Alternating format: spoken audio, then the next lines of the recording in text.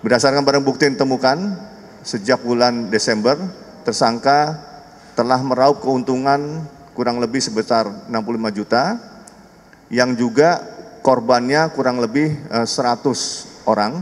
Tersangka menggunakan modus operandi dengan menggugah dan menyebarluaskan video di platform media sosial Instagram, memanfaatkan teknologi deepfake, yang dalam aktivitasnya menggunakan foto dan suara yang menyerupai Bapak Presiden Prabowo Subianto, dan Ibu Menteri Keuangan Sri Mulyani, yang hal ini dilakukan agar tampak seolah mereka menyampaikan pernyataan bahwa pemerintah menawarkan bantuan kepada masyarakat yang membutuhkan.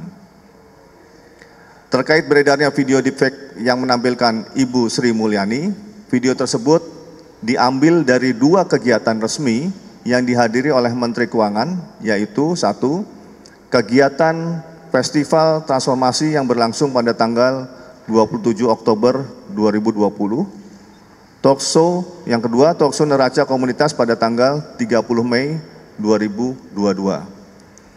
Penangkapan terhadap pelaku kejahatan deepfake yang mengatasnamakan pejabat negara ini merupakan hasil pengembangan dari kasus sebelumnya yang berhasil ditangkap oleh Ditbid Cyber Bareskrim Polri pada tanggal 16 Januari 2025 dengan tersangka EMA. Tersangka JS memperoleh video dengan cara mengunduh postingan video deepfake yang terdapat di akun Instagram milik orang lain. Dengan proses pencarian dilakukan dengan menggunakan kata kunci, yaitu Prabowo giveaway. Dan setelah mendapatkan video tersebut, tersangka menggugahnya ke akun Instagram Indo Berbagi 2025 yang dikelola oleh tersangka dengan jumlah followers kurang lebih 9.399.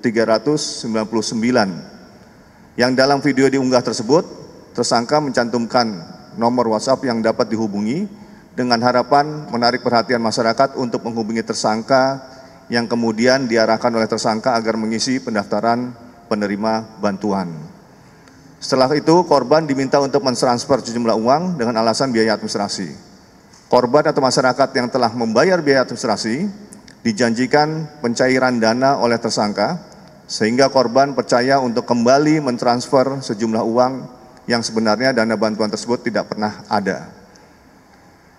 Kami juga berkoordinasi dengan Laboratorium Forensik Digital, Pusat Laboratorium Forensik Bareskrim Polri, terhadap barang bukti yang telah diamankan oleh penyidik, khususnya video-video deepfake dengan hasil sebagai berikut, bahwa hasil analisa dengan menggunakan software video forensik metode deepfake face detection, pada video tersebut terdapat adanya deepfake face dengan nilai hampir 100%.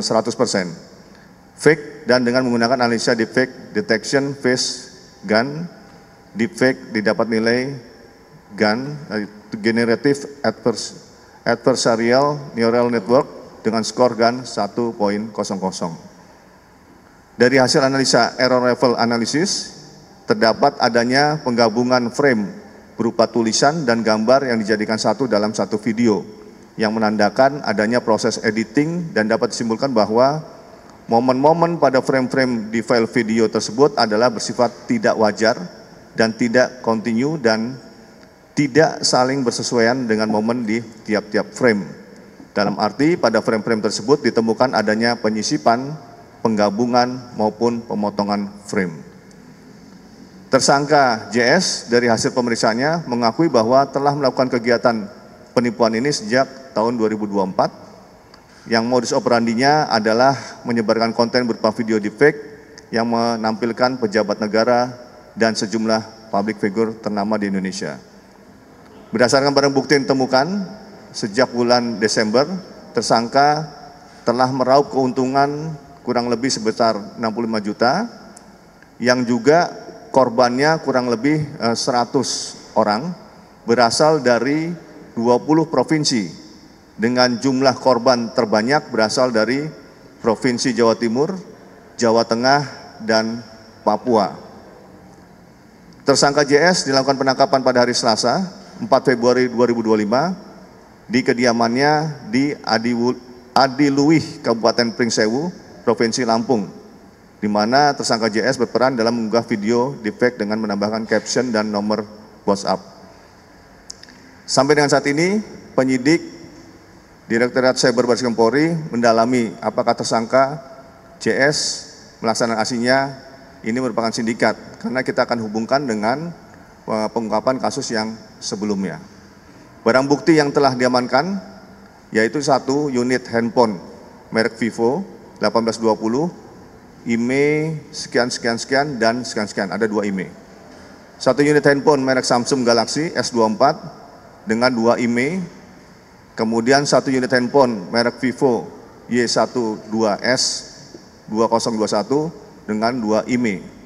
1 unit handphone merek Poco M3 IMEI juga dengan 2 IMEI, 1 buah KTP atas nama JS, 1 buah kartu ATM BCA nomor kartu 5379 sekian.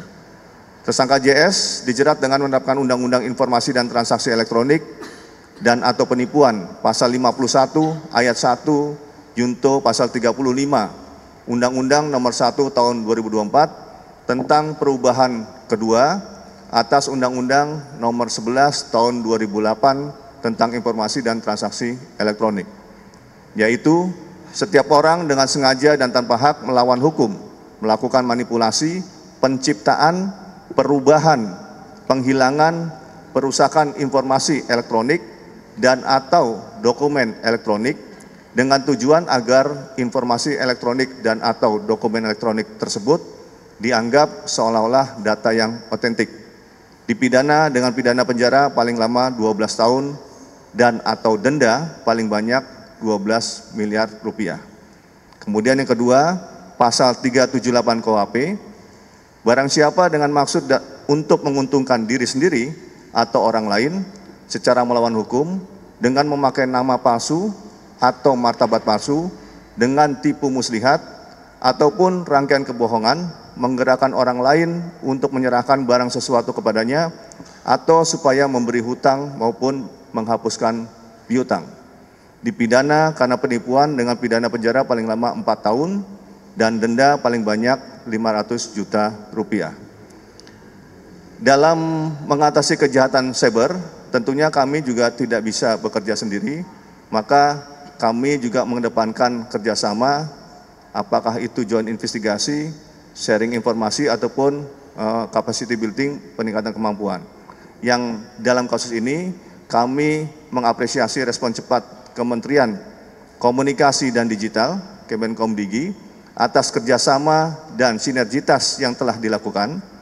Berkat langkah proaktif tersebut, maka Kemenkomdigi telah melakukan hal-hal yang konkret, ya, nanti akan dijelaskan oleh beliau, dan telah melakukan beberapa kegiatan-kegiatan sehingga tidak bisa diakses lagi akun yang dimiliki oleh tersangka. Kami juga menghimbau kepada seluruh masyarakat untuk lebih berhati-hati dan bijak dalam menerima serta menyebarkan informasi. Teknologi artificial intelligence semakin canggih, sehingga kita harus lebih waspada terhadap potensi penipuan yang dapat merugikan kita.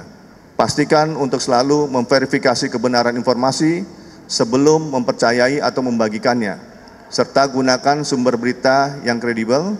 Jika menemukan indikasi penipuan atau konten deepfake yang mencurigakan, segera laporkan kepada kami agar dapat ditindaklanjuti dengan cepat.